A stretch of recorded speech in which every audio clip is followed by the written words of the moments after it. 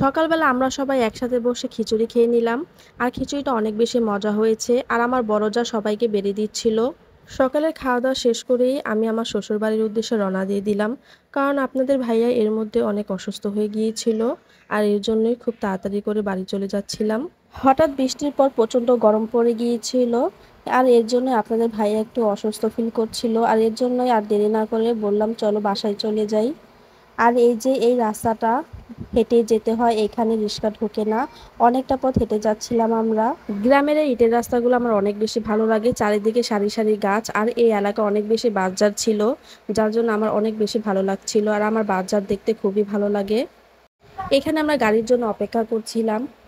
এইখানে গাড়ি পেতেও খুব লেট হচ্ছিল। অনেকক্ষণ পর পর একটা দুটো অটো আসে।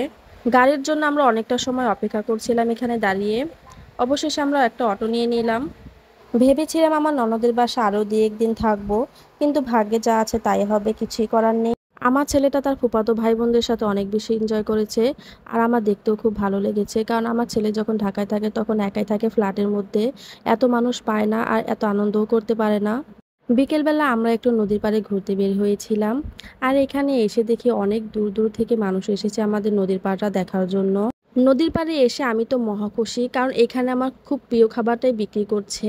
অনেক দূর থেকে যেহেতু এখানে অনেক মানুষ আসে, এর জন্য এখানে অনেকগুলি খাবারের দোকান বসেছিল। আর ঝালমুড়ি আমার খুব পছন্দের মধ্যে একটি।